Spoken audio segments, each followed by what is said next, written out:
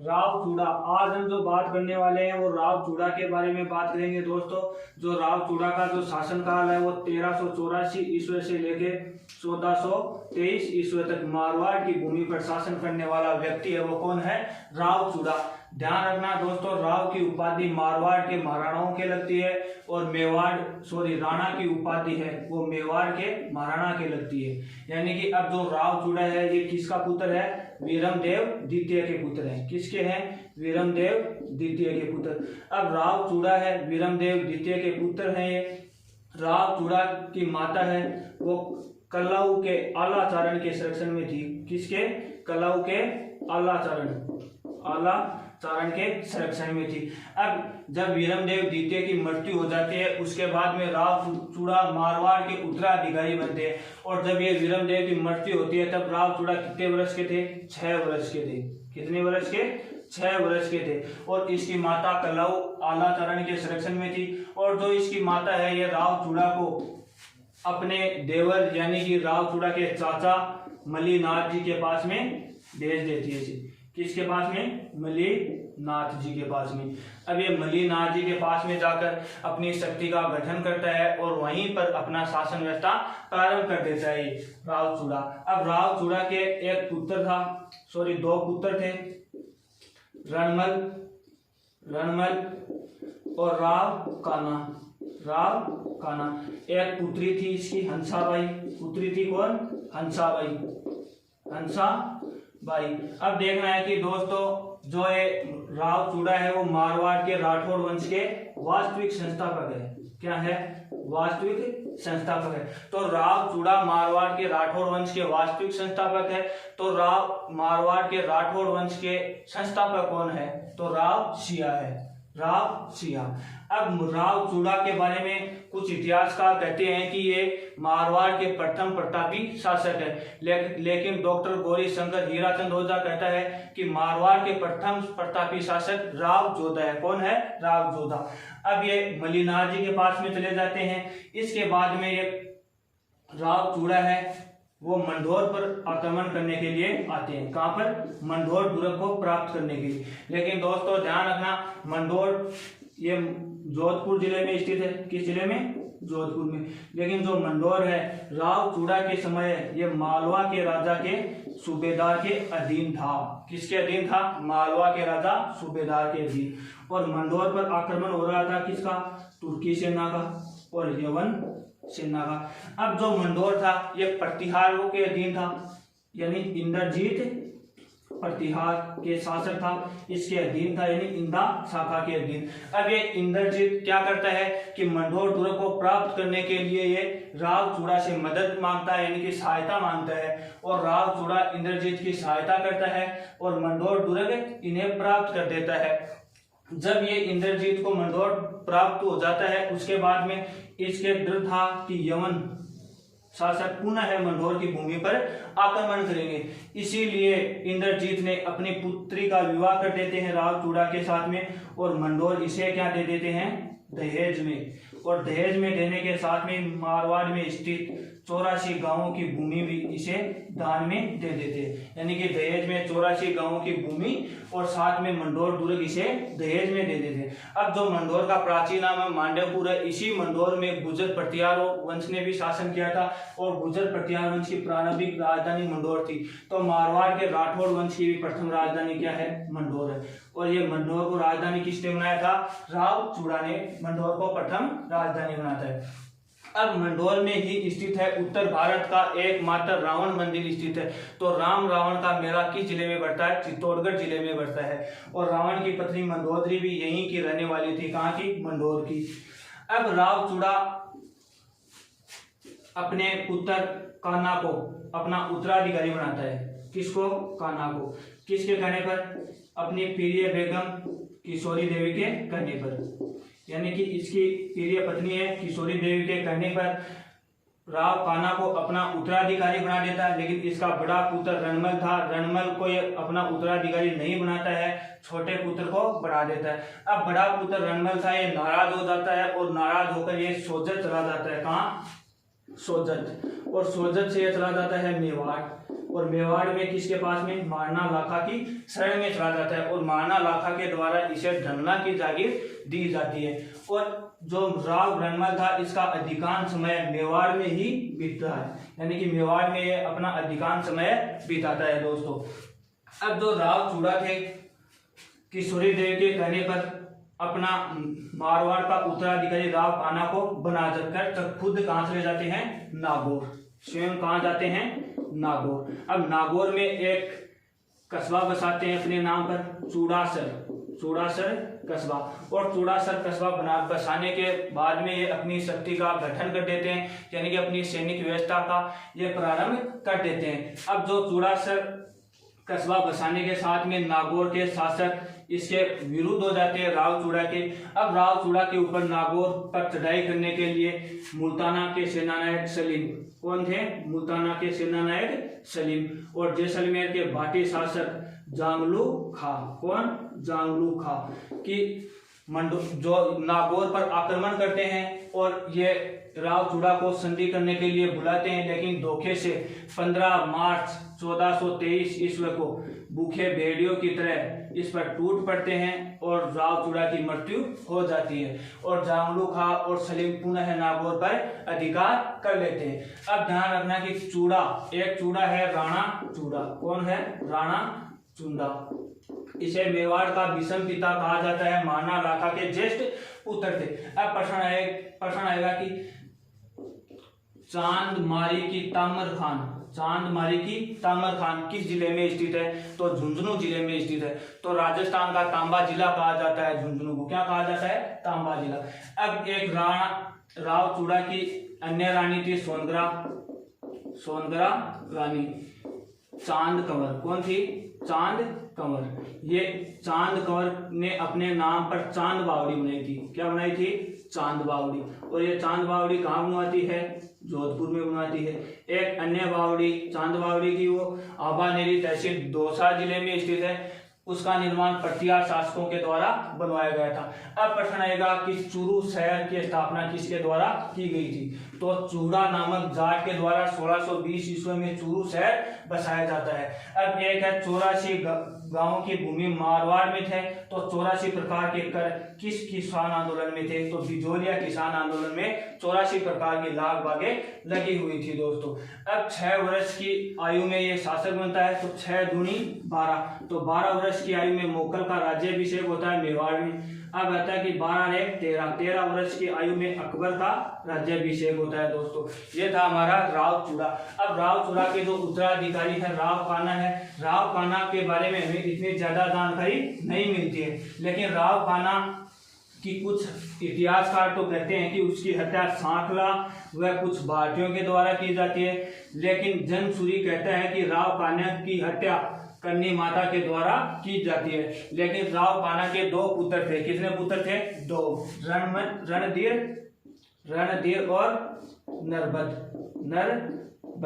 ये कहते हैं कि कान्हा की हत्या के बाद में मंडोर को उत्तराधिकारी संघर्ष के लिए ये युद्ध करते हैं, और यही रणधीर मारवाड़ की अव्यवस्था को बिगड़ते हुए देखता हुआ रणमल को मेवाड़ से पुनः मारवाड़ बुला लेता है। किसको बुला लेता है, रणमल को। अब जो आएगा हमारा शासक अगला रणमल है, कौन है, रणमल का जो शासन काल है वह 1427 ईस्वी से लेके 1438 ईस्वी तक मारवाड़ की भूमि पर शासन करने वाला व्यक्ति कौन था, रणमल था। कौन था, रणमल किसका पुत्र था, राव चूड़ा का। अब रणमल के एक बहन थी हंसाबाई, कौन थी, हंसाबाई। अब रणमल का अधिकांश समय कहाँ बिताया गया था, मेवाड़ में, और मेवाड़ में किस शासक कौन कर रहा था, मारना लाखा। अब मारना लाखा के 2 पुत्र थे, कितने पुत्र थे, 2। एक था राणा चुंडा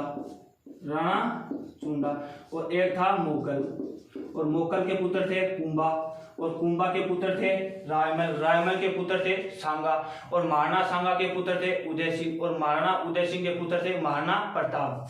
यानी इस प्रकार से वो क्रम चलता है।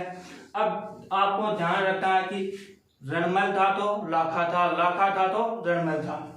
यानी कि रणमल और हंसाबाई अपने एक दास के द्वारा अपनी बहन का सगाई का नारियल माना लाखा के दरबार में भेजता, लेकिन माना लाखा अपनी कहता है कि इस उम्र में मेरे साथ मजाक किसने की है। फिर जिस रास्ते से गया था दास उसी रास्ते से वापस आ गया किसके दरबार में, रणमल के पास में। लेकिन ये सगाई का नारियल किसके लिए गया था, राणा चुंडा के लिए। राणा चुंडा उपस्थित नहीं था दरबार में, तो ये वापस आ जाता है और रणमल को सारी बात बताता है। तो रणमल कहता है कि मैं माना लाखा आपके साथ में अपनी बहन का विवाह कर देता हूँ, लेकिन एक शर्त पर। शर्त कौन सी रखी कि जो मेरी बहन से उत्पन्न संतान होगी वो आपका अगला उत्तराधिकारी राजा बनेगा। और जो उत्तराधिकारी था वो कौन था, मोकल। मोकल की माता कौन है, हंसाबाई। और जो हंसाबाई का सौतेली माँ किसकी हुई, राणा चुंडा की। और राणा चुंडा को मोकल का संरक्षक नियुक्त किया गया था। लेकिन दोस्तों रणमल मेवाड़ में चला जाता है और इस रणमल का प्रभाव मेवाड़ में दिन प्रतिदिन बढ़ने लगता है। और राणा चुंडा कहाँ चला जाता है, मालवा, क्योंकि हंसाबाई इसको शक के दायरे में देखती है। और राणा चुंडा मालवा के शासक होंस गसा के पास में चला जाता है। अब रणमल क्या करता है कि राणा चुंडा का भाई था राघव देव। कौन था, राघव देव। अब राघव देव की हत्या कर देता है। तो सिसोदिया राजपूत नाराज हो जाते हैं, यानी कि राठौड़ और राज इन सिसोदिया के मध्य जो गहरी खाई थी वो शुरू हो जाती है, यानी कि लड़ाई की शुरुआत प्रारंभ हो जाती है। और राघव देव की हत्या कर देते हैं। सिसोदिया राजपूत राणा चुंडा को मालवा से बुलाते हैं और राणा चुंडा ने मिलकर किसकी हत्या कर दी, रणमल की। कब की, 1438 ईस्वी में। कहाँ पर की, चित्तौड़गढ़ में। कहाँ की, चित्तौड़गढ़ में। अब एक जनसुरी कहता है कि रणमल की एक दासी थी। कौन थी, दासी। कौन सी, भारमली। भारमली। अब भारमली हंसाबाई के साथ में आई थी। अब ये दासी किसको कहते थे, यानी कि जो राजा अपनी पुत्री का विवाह करता था और उसके साथ में कुछ कुंवारी कन्याएं दहेज में दे देता था। और जिन दासियों में एक अति सुंदर महिला होती थी उसी को रणमल यानी कि पसंद करता था। और ये कौन होती थी, भारमली थी। यानी कि अब जो दासी से उत्पन्न संतान होती थी उसे दरोगा कहते हैं। क्या कहते हैं, दरोगा कहते हैं, चाकर कहते हैं, राणा कहते हैं, राणा या राणा राजपूत कहते हैं, राणा राजपूत कहते हैं। यानी कि जो दासियों से उत्पन्न संतान थी उन्हें दरोगा, चाकर, राणा या राणा राजपूत कहते थे। अब जो भारमली और मोकल के पुत्र थे महाराणा कुंभा। महाराणा कुंभा एक चाल चलता है। हंसाबाई महाराणा कुंभा को अपने पुत्र के समान समझती है। अब ये हंसाबाई है, ये महाराणा कुंभा की दादी है, मोकल की माता है, राणा चुंडा की सौतेली माँ है और महाराणा लाखा की पत्नी है और रणमल की बहन है। और ये किसकी पुत्री है, राव चूड़ा की। किसकी पुत्री है, राव चूड़ा की। और जोधपुर के संस्थापक राव जोधा की बुआ है हंसाबाई। क्या है, बुआ। अब ये महाराणा कुंभा चाल चलता है कि हंसाबाई को कहते हैं कि आप एक शराब में इसे जहर दे दो, यानी कि विष दे दिया गया था। कब दिया गया था, 1438 ईस्वी में। कहाँ पर दिया गया था, चित्तौड़गढ़ के किले में। कहाँ दिया गया था, चित्तौड़गढ़ के किले में। अब जब ये चित्तौड़गढ़ के किले में रणमल की हत्या कर देते हैं महाराणा कुंभा के द्वारा, हंसाबाई शराब में जहर दे देती है, तभी रणमल के पुत्र थे कौन, राव जोधा। कौन थे, राव जोधा। अब राव जोधा को एक नगारजी नामक महिला संदेश देती है कि जोधा भाग सके तो भाग, बचा सके तो बचा, ठारो रणमल मारे हुए। यानी कि जो राव रणमल की हत्या कर दी जाती है और राव जोधा इसे बचाने के लिए जाता है, लेकिन ये बाद में हंसाबाई के पास में अपनी बुआ के पास में पहुंचता है और बुआ से सीधा कहाँ चला जाता है, बीकानेर, अपनी माता के साथ में चला जाता है। और माता कौन है, कोडम देव। कौन है, कोडम देव। अब कोडम देव ने बीकानेर में पहले तो एक कोडम देसर शहर बसाती है। कौन सा शहर, कोडम देसर शहर। और इसी कोडम देसर शहर में अपने नाम पर बावड़ी बनाती है, कोडम देसर की बावड़ी, जो पश्चिमी राजस्थान की सबसे प्राचीन बावड़ी है। पश्चिमी राजस्थान की सबसे प्राचीन बावड़ी कौन सी है, कोडम देसर की बावड़ी, बीकानेर में स्थित है। अब ये रणमल की हत्या हो जाती है। 1438 में चित्तौड़गढ़ के किले में हंसाबाई के द्वारा जहर दिया जाता है और इसकी हत्या कर दी जाती है। अब जो रणमल का उत्तराधिकारी था वो था राव जोधा। कौन था? राव जोधा। अब राव जोधा और महाराणा कुंभा के मध्य मंडोर को लेकर भयंकर लड़ाई चलती है। क्या चलती है? भयंकर लड़ाई चलती है दोस्तों। अब इसी के भयंकर लड़ाई की राव जोधा जो जोधपुर के संस्थापक है राव जोधा का जो शासन काल है 1438 ईस्वी से लेके 1489 ईस्वी तक मारवाड़ के ऊपर शासन करने वाला व्यक्ति कौन था? राव जोधा। मंडोर में इसका राज्याभिषेक किया जाता है। कहाँ पर? मंडोर में, क्योंकि मंडोर राठौड़ वंश की प्रथम राजधानी है। और राव जोधा किसके पुत्र हैं? रणमल के। किसके पुत्र हैं? राव रणमल के। माता का नाम क्या है? कोडम देश। कौन है? कोडम दे। अब राव जोधा के एक पुत्र है राव सातल देव और एक है राव बीका। यानी कि जो इम्पोर्टेंट इसके दो पुत्र ही हैं।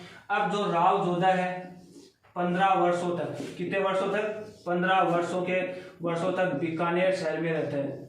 किस शहर में रहता है? बीकानेर शहर में। और किस जगह पे रहता है? एक गांव है काहुनी गांव। कौन सा गांव है? काहुनी गांव। इस गांव में ये 15 वर्षों तक रहता है। यानी कि 1438 ईस्वी से लेके और 1453 ईस्वी तक बीकानेर की रियासत पर ये अपना शासन करता है। यानी कि शासन नहीं करता है, अपना जीवन बिताता है। क्योंकि दोस्तों जब महाराणा कुंभा का मंडोर पर अधिकार हो जाता है और महाराणा कुंभा के द्वारा फिर ये राव जोधा है ये बीकानेर में अपना समय बिताते हैं। अब ये आता है किसकी सहायता से?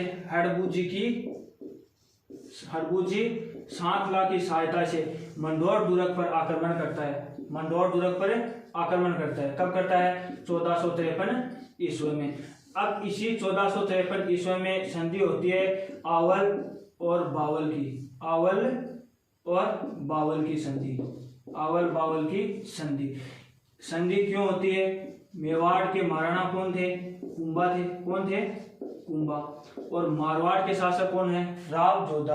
यानी कि कुंभा था तो जोधा था, जोधा था तो कुंभा था। अब मेवाड़ और मारवाड़ के मध्य मंडोर कर लेकर भयंकर लड़ाई चल रही थी। यानी महाराणा कुंभा और राव जोधा को मंडोर को लेकर विवाद चल रहा था। अब जो आवल बावल की संधि होती है ये राव जोधा की बुआ हंसाबाई के द्वारा ये करवाई जाती है। यानी कि मेवाड़ और मारवाड़ के मध्य जो संघर्ष हो रहा था उस संघर्ष को समाप्त करने के लिए आवल बावल की संधि कराई जाती है। इस संधि का जो मेन बिंदु था वो सोजत का था। किसका था? सोजत को। अब सोजत किस जिले में स्थित है? पाली जिले में। तो सोजत किसके लिए प्रसिद्ध है? मेहंदी के लिए प्रसिद्ध है। अब ये सोजत यानी कि एक तरफ मारवाड़ था एक तरफ मेवाड़ था। मेवाड़ वाले तो कहते थे कि सोजत हमारा हिस्सा है और मारवाड़ वाले कहते थे कि सोजत हमारा हिस्सा है। इसी संधि के तहत में महाराणा कुंभा के पुत्र था रायमल। कौन था? रायमल। और राव जोधा की पुत्री थी श्रृंगार देवी। कौन थी? श्रृंगार देवी। अब इस श्रृंगार देवी और रायमल के साथ में विवाह कर देते हैं। क्या कर देते हैं? विवाह। और जो मेवाड़ और मारवाड़ के मध्य जो संघर्ष चल रहा था वो क्या हो जाता है? समाप्त। यानी कि जो मंडोर को लेकर महाराणा कुंभा और राव जोधा के मध्य भयंकर लड़ाई चल रही थी वो समाप्त हो जाती है। अब देखिए कि दोस्तों आवल बावल की संधि कब हुई थी? 1453 ईस्वी में हुई थी। किन के मध्य हुई थी? महाराणा कुंभा और राव जोधा के मध्य हुई थी। अब जो आवल बावल की संधि के 6 वर्ष के बाद में, कितने वर्ष बाद में? 6 वर्ष, यानी कि 1459 ईस्वी।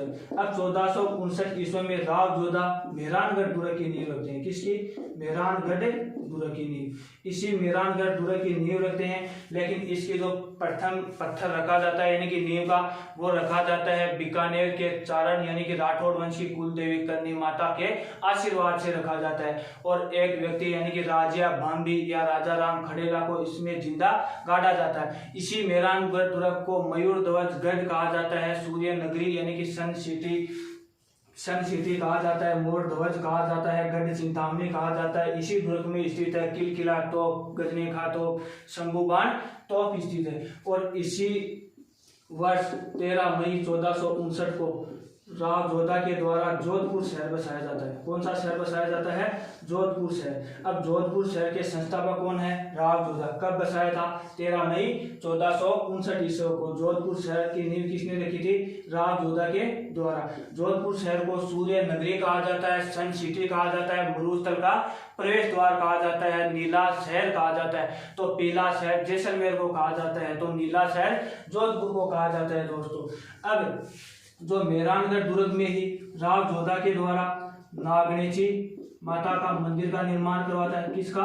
नागणेची माता का मंदिर। अब जो नागणेची माता का मंदिर है ये प्रथम किस जिले में स्थित है? नगाना गांव बाड़मेर में। कहाँ स्थित है? नगाना गांव बाड़मेर में। यानी कि नगाना गांव बाड़मेर से राव जोधा नागणेची माता की मूर्ति ले आता है और मेहरानगढ़ दुर्ग में इसे स्थापित करवा देता है। और यही नागणेची माता राठौड़ वंश की क्या कहलाई थी? कुल देवी। कुल देवी। और जो नागणेची माता का जो मंदिर बना हुआ है वो नीम के वृक्ष के नीचे स्थित है। अब राव जोधा जोधपुर शहर बसा देता है और अपनी क्या बना लेता है? राजधानी। जो राठौड़ शासकों की दूसरी राजधानी थी, कौन सी थी? दूसरी राजधानी कौन सी थी? जोधपुर। और ये एकीकरण तक यही राजधानी रहती है। जो एकीकरण का चौथा चरण होता है उसमें राजधानी परिवर्तन की जाती है, जयपुर को बनाई जाती है। अब दोस्तों इसी मेहरानगढ़ दुर्ग में राव जोधा ने चामुंडा माता का मंदिर का निर्माण करवाया था। कौन सी माता का? चामुंडा माता के मंदिर का इसमें निर्माण करवाता है। और इसी मंदिर में भारत पाक के युद्ध में जोधपुर शहर की रक्षा करने वाली माता थी वो चामुंडा माता थी। और जो चामुंडा माता के मंदिर में 30 सितंबर 2008 में मेले में भगदड़ मचने से कुछ लोगों की मृत्यु हो गई थी। तो राज्य सरकार के द्वारा एक कमेटी का गठन किया गया था। तो कमेटी थी जसराज चोपड़ा कमेटी। कौन सी कमेटी थी? जसराज चोपड़ा कमेटी। और 1857 की क्रांति के समय इस मंदिर को ध्वस्त कर दिया गया था। फिर पुनः निर्माण 1857 की क्रांति के समय मारवाड़ के राजा तख्त सिंह के द्वारा पुनः निर्माण करवाया जाता है। ये थी हमारा राव जोधा। जय हिंद दोस्तों।